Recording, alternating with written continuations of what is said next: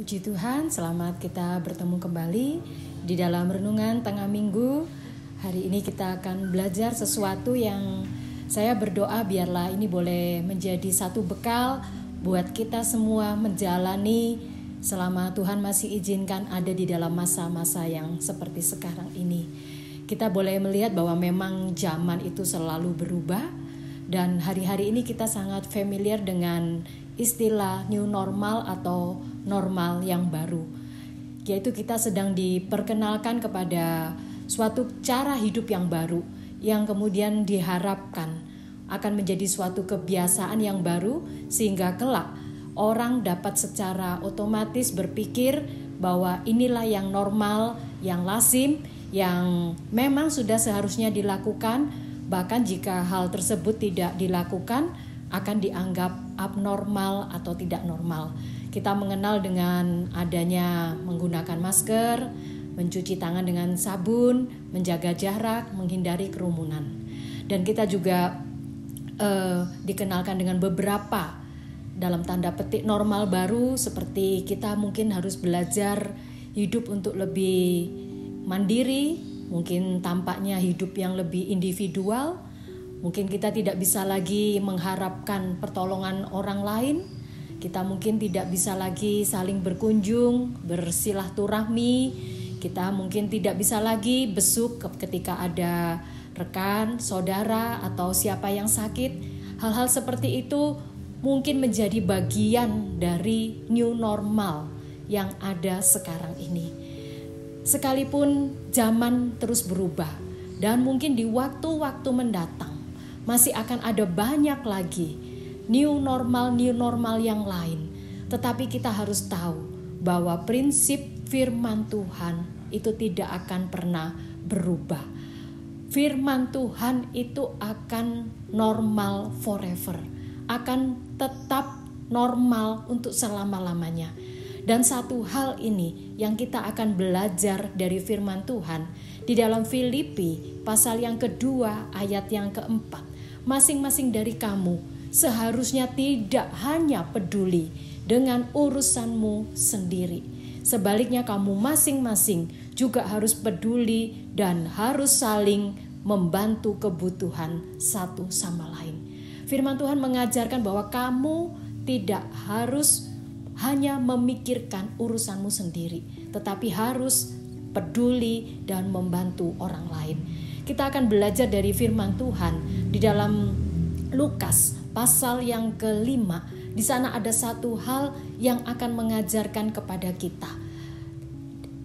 Lukas 5 ayat yang kedua, Yesus melihat dua perahu di tepi pantai. Nelayan-nelayannya telah turun dan sedang membasuh jalannya. Ayat ketiga, Yesus naik ke dalam salah satu perahu itu, yaitu perahu Simon, dan menyuruh Simon supaya menolakkan perahunya sedikit jauh dari pantai. Lalu ia duduk dan mengajar orang banyak dari atas perahu.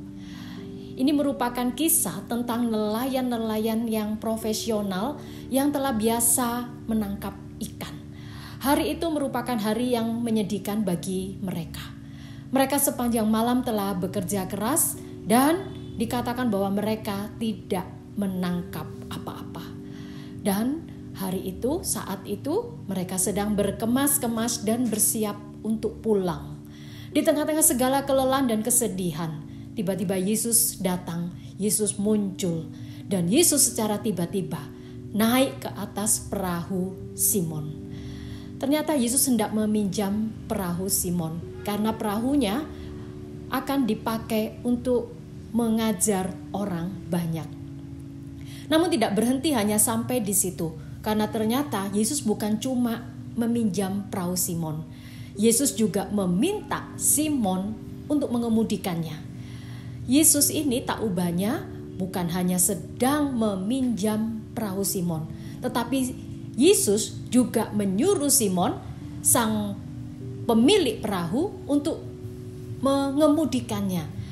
Jadi kalau kita lihat justru yang Yesus minta ini justru muncul pada saat yang tampaknya tidak baik. Mereka semalam-malaman sudah gagal, tidak menangkap apa-apa. dan mereka sedang berkemas-kemas untuk pulang. Di tengah-tengah segala kelelahan, mungkin keletihan, mungkin ada rasa kecewa, Yesus datang dan dia meminjam perahu Simon. Bukan cuma itu, Yesus bukan cuma meminjam perahu Simon, tetapi Yesus juga meminta Simon untuk mengemudikan. Saudara bisa bayangkan apa yang dirasakan oleh Simon. Mungkin dia waktu itu sudah mau pulang, udah capek, mungkin sudah mau istirahat, mungkin mau melepas kekecewaan dengan beristirahat. Tetapi Yesus malah menyuruh Simon menolakkan perahunya sedikit jauh dari pantai. Jadi Yesus ini benar-benar telah muncul, dan justru muncul pada saat yang tidak tepat, masih ditambah lagi dengan permintaan yang tidak tepat pula. Namun kalau kita lihat, ketika Simon melakukan apa yang dikatakan oleh Yesus, ia meminjamkan perahunya. Bukan cuma meminjamkan, Simon kemudian mendorong perahunya di tengah-tengah segala kelelahan, di tengah segala kekecewaan, mendorong perahunya sehingga bisa dipakai oleh Yesus untuk mengajar di orang banyak dari atas perahu. Dan kita nggak tahu berapa lama Yesus mengajar, mungkin lama. Tetapi kalau kita lihat ketika Simon merelakan dirinya melayani Yesus, melayani orang banyak, ternyata itulah yang menjadi awal dari breakthrough yang dialami oleh Simon. Ketika selesai Yesus melayani orang banyak itu, Yesus melayani Simon. Dikatakan bawa perahu ini lebih ke dalam lagi, dan di sana Yesus berkata, tebarkan jalamu. Simon berkata, Guru, sepanjang malam kami sudah melakukannya. Kami bekerja keras dan kami tidak menangkap apa-apa. Tetapi karena Engkau yang menyuruhnya, maka kami akan menebarkan jala juga. Dan kalau kita lihat, jala yang sama yang kemarin malam dipakai untuk menangkap ikan. Ikan seolah-olah lari, tidak mau mendekati jala itu. Tetapi ketika hari itu Simon selesai melayani Yesus, melayani orang banyak, jala yang sama yang kemarin kosong, melompong, hampa, sia-sia, menjadi jala yang penuh dengan berkat. Seolah-olah ada magnetnya. Ikan pada berebutan masuk ke jala yang ditebarkan oleh Simon, sampai Simon harus memanggil rekan-rekan yang lain membantunya. Dan kita lihat, bahkan dikatakan oleh firman Tuhan, perahu mereka sampai hampir tenggelam ketika semua ikan sepertinya tertarik masuk ke dalam jala daripada Simon. Nah, kita lihat breakthrough yang dialami oleh Simon. Simon mengalami breakthrough ketika dia tidak hanya berkutat, berkecimpung terus di dalam kekecewaan, larut terus di dalam keputusasaan, kegagalan.